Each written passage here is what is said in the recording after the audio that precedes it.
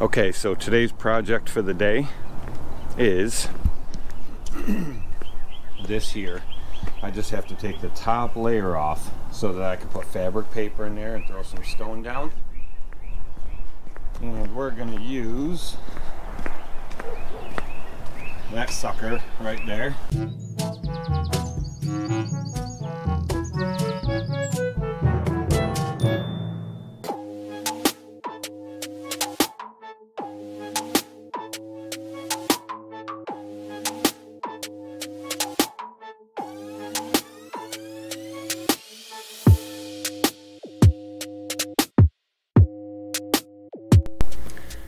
Okay, well, right off the bat, this is where I start to get annoyed. I didn't even pay attention when I picked this machine up. It is not the same one I rented last year when I rented it a few times. It's just a smaller machine, so it would not lift high enough to go over the side. So I pulled the first section of boards off, and I'm able to get the bucket over the side, but then when I tip it down to dump, I'm still barely clearing that first board. And that becomes a real problem because now I can't push it in far enough, and I'm only using part of the bed. Now I could pull the boards off the other side, but then it just keeps coming into a problem all the way around. I'm just, you know, I'm not planning on taking too much off. I only wanted to pull about 4 or 5 inches off the top of this so that I didn't go down too far, and that's all I needed for the river rock stone that I was putting in there anyway. But it just becomes a problem, and with the machine this small, the tracks are hitting my tire before I can even get the bucket in far enough to really dump in there. So it just became a problem right from the start. I should have known when I looked at the machine and I picked it up. I should have known it wasn't the same one I had last year, and I should have told them I wanted the bigger one. But I believe this was the XT 425 or 427, something like that. The one I had last year was the 1000.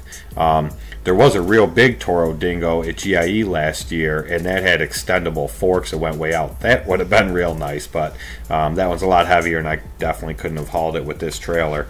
But it just became a problem, and it just never ended from there. And then you'll see as this goes on, I got this cleared out, and this is one of 2 areas on this property that I had to do this to. The other area is a little bit bigger than this one, not too much, but all in all, at the end of the day, I end up getting both areas done, and then another job done on another property, which I'll explain more at the end of this video. Stay with it and watch it all the way to the end, and you'll hear me explain, you know, what ended up happening with this property and the other property and the total result after everything was said and done.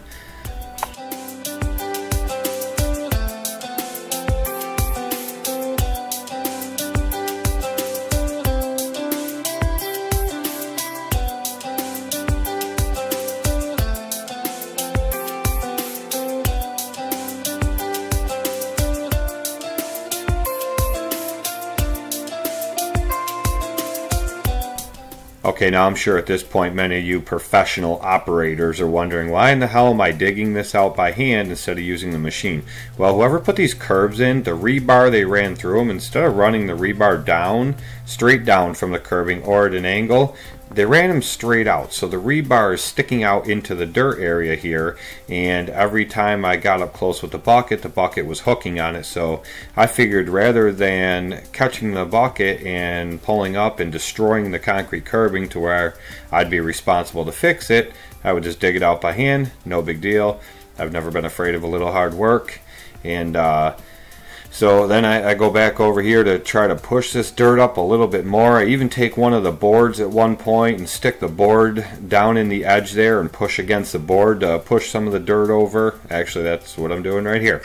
And it worked a little bit, but not nearly as much as I need it to, so it just became a real pain in the butt. But you know, I had to deal with what I had. When Ryan came back to help me, which I will explain in the very end of this video, he brought his dump trailer, which made it much easier to dump over the side of that thing. And that just made a big difference all the way around. But you're going to see here in a minute where things really started to go bad, I guess you could say. And then It seems worse than it actually is. It really wasn't that bad, but it actually looks worse right off the get-go.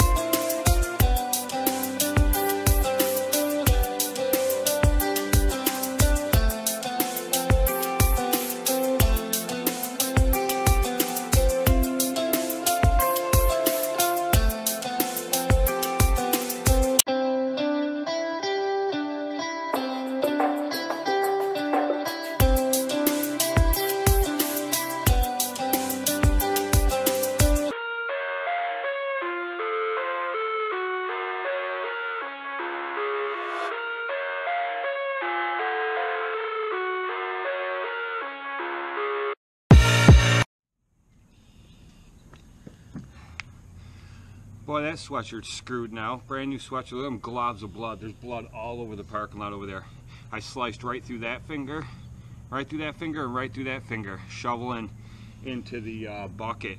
I ran my fingers right across the edge of the bucket. That's not good. That's a lot of blood. Look at the sweatshirt. It's all over the freaking blacktop over there. Oh shit, it's on the wall here. It just went flying everywhere.